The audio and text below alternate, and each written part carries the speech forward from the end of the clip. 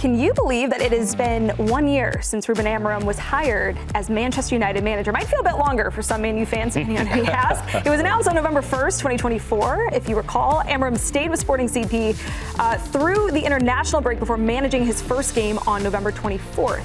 A Europa League final appearance highlighted a mostly tumultuous first season. The 2025-26 season has started better, with Man U sitting in 7th place, and they're unbeaten in their last 5. Hey, maybe things are starting to turn around. But we figured it would be fun, now that we are about a year into Ruben Amorim's tenure, to hand out some grades.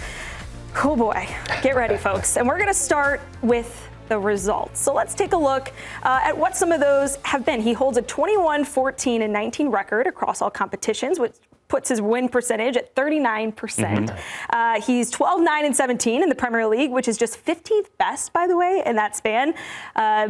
Really, the highlight was getting to a Europa League final, but they lost to Tottenham. And in other competitions, he's been eliminated in the Carabao Cup and FA Cup in the quarterfinals or earlier. So those are the numbers. What letter grade are you giving out to one Ruben Amorim for the results so far, Geoff Shreeves? A very solid E. Ooh, what does an E mean? Rubbish. Look at that win percentage. Yeah, Look where they good. finished in the table. Honestly, they've been desperately poor. I think we've forgotten what Manchester United, not what it used to be, but even under Erik ten Hag, the results were better. And he was terrible. So this has been really, really poor. I just have to jump in because this is a bit of like a learning moment for both of us. Do you all give out E grades over there? I was thinking of an F. Yeah. An F I is didn't what finish it is. school, so I didn't even get to this part. And I got straight A's, so I don't know what an E is. I didn't get to this part. Hang on, I said E. I said I was thinking of an F, but an E. So just for cultural But E reference, would be is better E than F. worse than F? No, in the UK? F.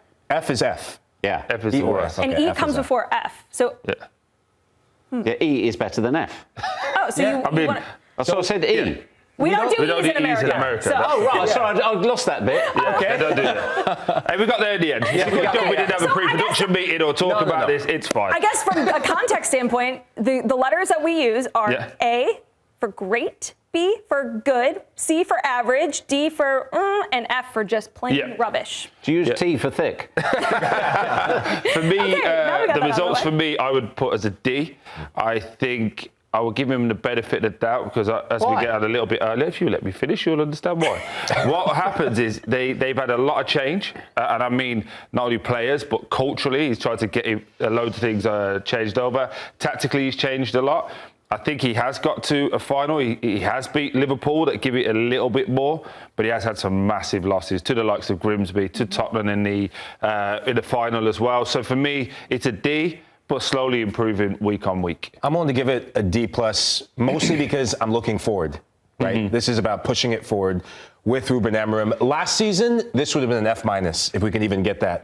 For all the reasons you talked about, unacceptable for a club like Manchester United. Is this a report or a forecast? It's a report. It's not about what's forecasting. going forwards. We're grading on what he's achieved now. You're not grading on the curve. Yeah, That's what he said. and it's, D's a bad grade. And I'm bringing some positivity because as of late, there is some No, it's positivity because to you're a talk Manchester about. United fan. I'm sticking with a D+, right? Because last season was completely unacceptable. We can agree to that. That says it all. They'll be chuffed they got a D+. Whew. Yeah, either way, this is not the report card that you want to bring home to your mom and dad. I can tell you that much. Okay, moving it along now, Mike, to the tactics. As we know, Ruben Amorim is very headstrong about his system. He wants to stick to his way. What is that way? Can you take us through it? Yeah, when we look at his tactics, it's all about this 3-4-3 system. He played it at Sporting when they had a lot of success, different profile of players. And now, immediately, you ask yourself, what are the basic principles that you have to get right?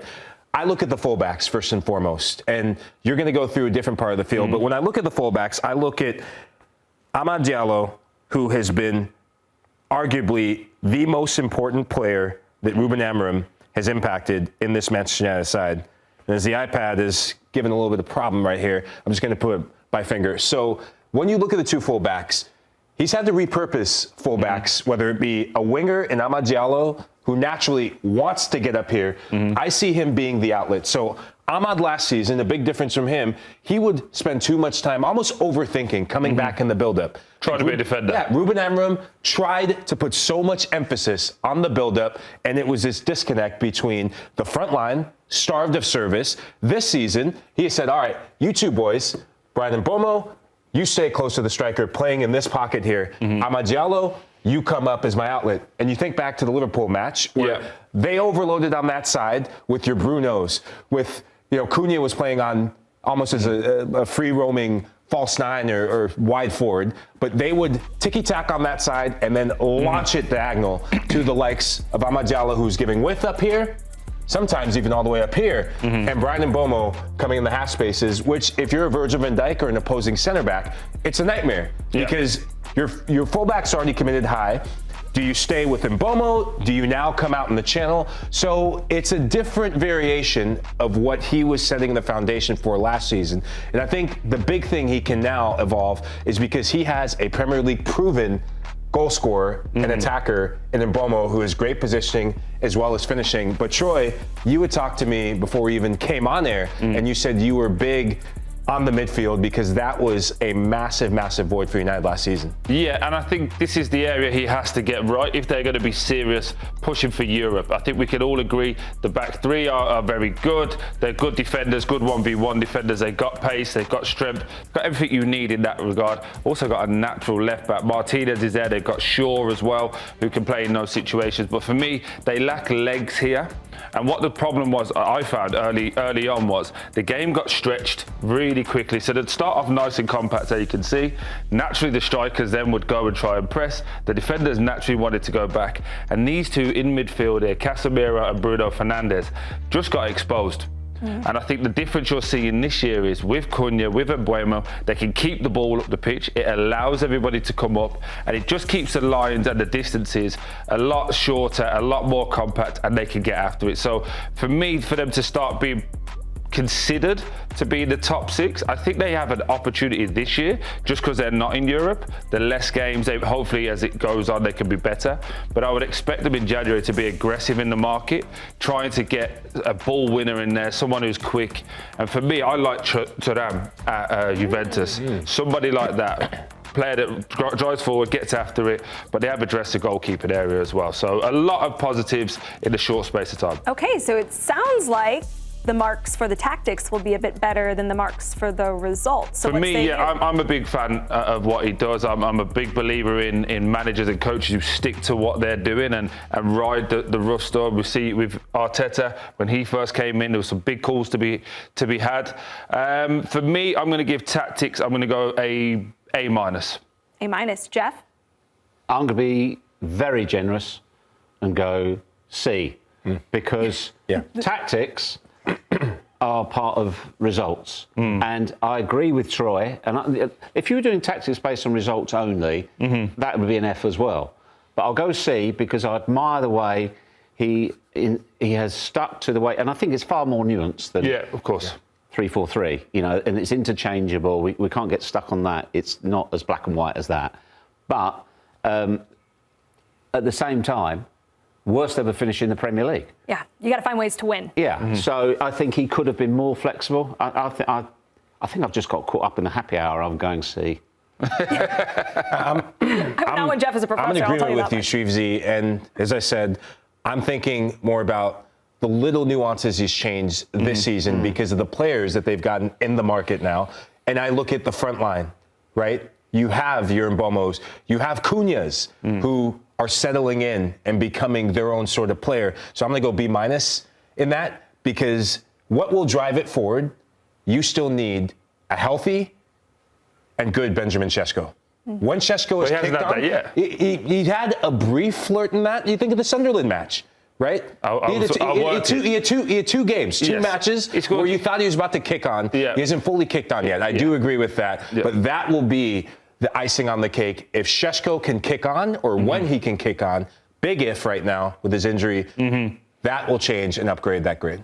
Okay, the next category is man management. So we're going to start by taking a look at the squad that Ruben Amorim inherited at Manchester United versus where they are now. Jeff, this is to get to where you want to go and to play the way you want to play, you have to make some changes. And so this is a look at where they were and where they are today. Well, best thing he's done is here. Yeah. Mm-hmm. That was necessary. That was, I won't say disaster, I'd say comical. Mm-hmm. For Manchester United not to have a dependable goalkeeper, and now they've got somebody who, let's be honest, wasn't on everybody's radar outside of the game. So it looks like a great call they've made there. Feel a bit sorry for him. I'm not sure he's ever done anything wrong, but I think he sees De Ligt here in this central role, so there's not room for both of them. It's harsh on him. I don't know what he's done wrong. I don't know why Cobby's not fitting in at all. And then you've got here, and also not on here, is Garnacho as well. So when it comes to man management, is it good man management that the likes of Rashford and Garnacho have gone because he's got what he wants, whether it was, whatever the reasons were, it'll be a whole host of things, or do you look at both of those players thriving at their new clubs and say, well, was that good management? I would say it is good management, and the reason I say it's good management is because when you're talking about Rashford thriving at Barcelona, is because Barcelona already have a culture. He's already has a framework where he can go in. Anthony, again, has flattered to deceive in England. Maybe it was just that English football wasn't for him. I don't believe that Højlund is doing as well as everybody wants to believe. No. Again, Sancho is struggling at Aston Villa. Malacia is not doing great, and Victor Loveland isn't even playing. So for me, what I think he's done is had a clear out of culture, clear out of players that he doesn't think train and apply themselves the way that he would like. And also the guys that aren't really taking on the messaging. Everyone forgets that when Ruben Amorim came in, Marcus Rashford scored in both of the games he had. Yeah. He was doing well.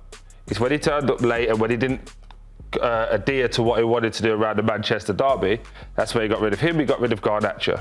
Garnacho seemed to want to get back in the fold and do it, but clearly that never worked out the way it did. If we could just put that other graphic back of the other team, please. I think there's a really important point on this now when you look at the teams. This team here was a lot of money spent on this team. When you flip it to this team, there's not a great deal of change. On the bench, couldn't give him away at one point. Malacia couldn't give him away.